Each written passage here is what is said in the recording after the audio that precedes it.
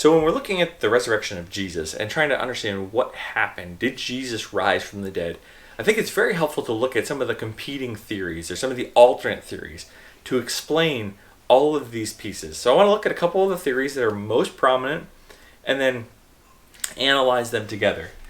So the first theory is at the wrong tomb. Basically this goes is that, well, Jesus was crucified, he died, and then the next day when Mary went to find him and the other women went to find him, that they just went to the wrong tomb. That they happened to go to an empty tomb and they looked in the empty tomb and they say, oh, Jesus isn't here, he must be risen, and Jesus was buried in an alternate spot. A couple problems with this. First is that the women were there. We see recorded in the Gospels is that the women were actually at the tomb when Jesus was buried. They wouldn't have mistaken the tomb. They wouldn't have mistaken the garden for this. They knew and saw with their own eyes where he was buried and were part of that burial ceremony. A second problem is that the disciples verified this. So the women, even through their tear-filled eyes, they go to the tomb. It's empty. They go and verify it with the disciples. They ask the disciples to come with them and just check out. The disciples go physically to the tomb and see that Jesus was not there either. And the third problem is that the soldiers guarded, so the Romans and the Jews knew. So here you have the disciples of Jesus knew, the women knew, but the Romans and the Jews also knew where it was, because the Jewish leaders asked Pilate to put a guard on the tomb because they wanted to make sure that the body of Jesus wasn't gone. And so the problem with the wrong tomb theory is that the disciples went, everybody knew where this tomb was. In fact, it was highly marked. It was marked by Roman guards, it was marked by a Roman seal, it was marked by the Jewish leaders, and the followers of Jesus all knew where it was.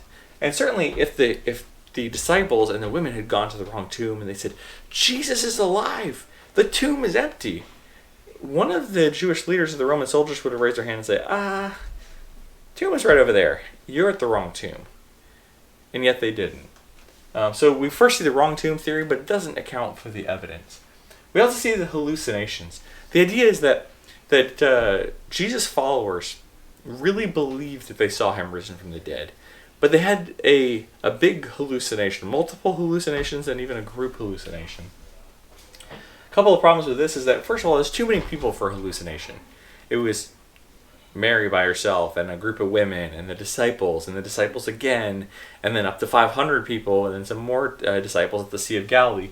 There's too many people to have a common hallucination. And also the other problem is producing a body would have ended this. So let's say all the disciples said, man, we're having a hallucination, we see Jesus, we believe he's real. It would take nothing for the Romans or the Jewish leaders to say, the body's right here. And even though they firmly believed that what they saw was Jesus, it would have been easily disproven during that time. Also, the problem with hallucination is that people observe Jesus eating and drinking, doing physical bodily activities. And so when Jesus appears to the 12 in the upper room, or to the 11 in the upper room, when he appears at the Sea of Galilee, he's eating and he's drinking, and something troubling for a hallucination. We also see that Paul's conversion, it seems like about 3 years later, or Saul of Tarsus at the time, and this is apart from the hallucinating crowd. So Paul, 3 years later, changes from one of the Jewish leaders to one of the followers of Jesus who goes around the known world being beaten and stoned and under constant threat of execution, saying that he saw Jesus risen from the grave. This is much later. There's no group pressure or group hallucination, and yet he too believed. And also the empty tomb problem still exists. That if this was just and simply a hallucination, it would have been so easy for the religious leaders to say, guys, check out the tomb. I know whatever you saw, whatever you dreamed last night, whatever you think you saw, here are the facts. And yet this isn't the explanation that's used by the Jewish leaders. Another theory is the swoon theory. So that this is saying, contrary to all the evidence we talked about with crucifixion, and that all the skeptics believe that Jesus physically died, it says that, well, Jesus didn't really die. He kind of swooned or went into like a medical coma, and then he kind of revived in the cold air of the tomb. A skeptic, David Frederick Strauss, says, it's impossible that a being who had stolen half dead out of a sepulchre, who crept about weak and ill, wanting medical treatment, who required bandaging and strengthening and indulgence, and who still at last yielded his sufferings, could have given to the disciples the impression that he was the conqueror over death and the grave, the Prince of Life, an impression which lay at the bottom of their future ministry. Such a resuscitation could only have weakened the impression which he had made upon them in life and in death, and at the most could have even given it an elegiac voice, but could by no possibility have changed their sorrow into enthusiasm and elevated their reverence into worship.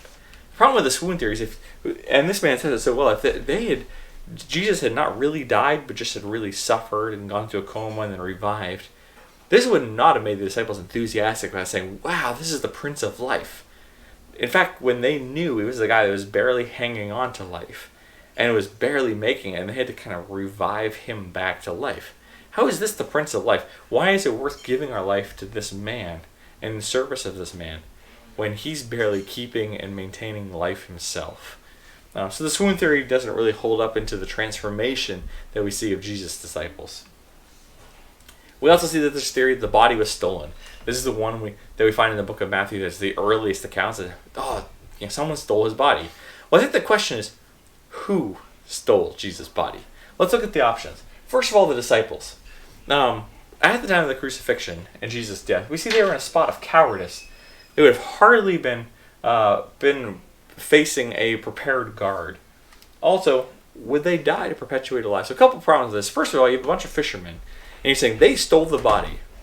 You're saying a bunch of fishermen somehow overpowered a prepared and dedicated Roman guard, lived to tell about it, rolled the stone away, and hauled Jesus' body out of there. Or did they sneak by, roll this 1.5-ton stone away from the grave, while all the guards were sleeping? It seems highly unlikely.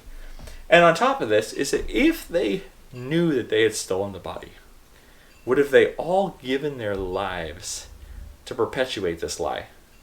Because if they had stolen the body, they would have known that Jesus was not alive.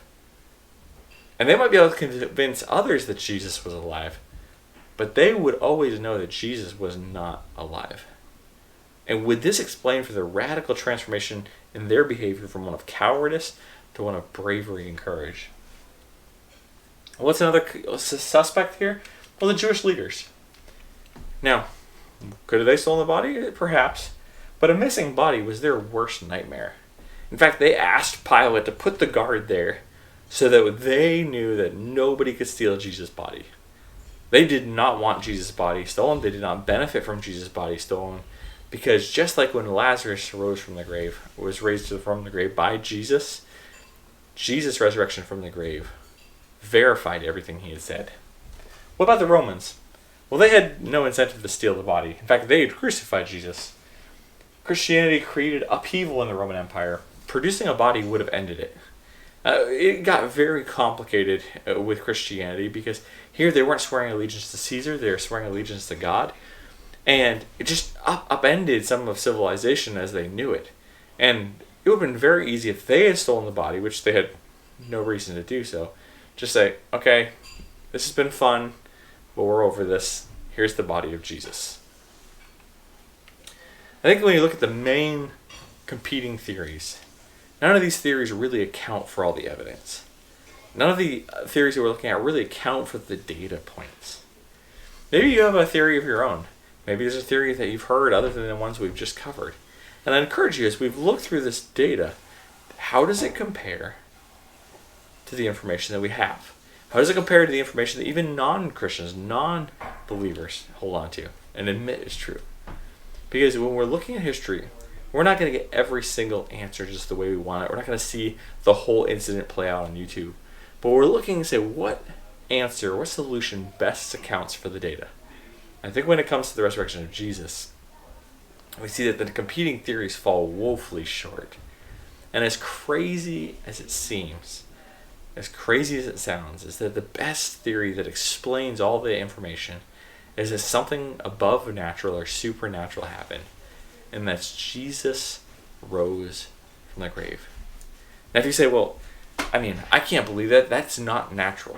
That's not easily explained. And you're right. But be careful you don't eliminate a solution based on a presupposition.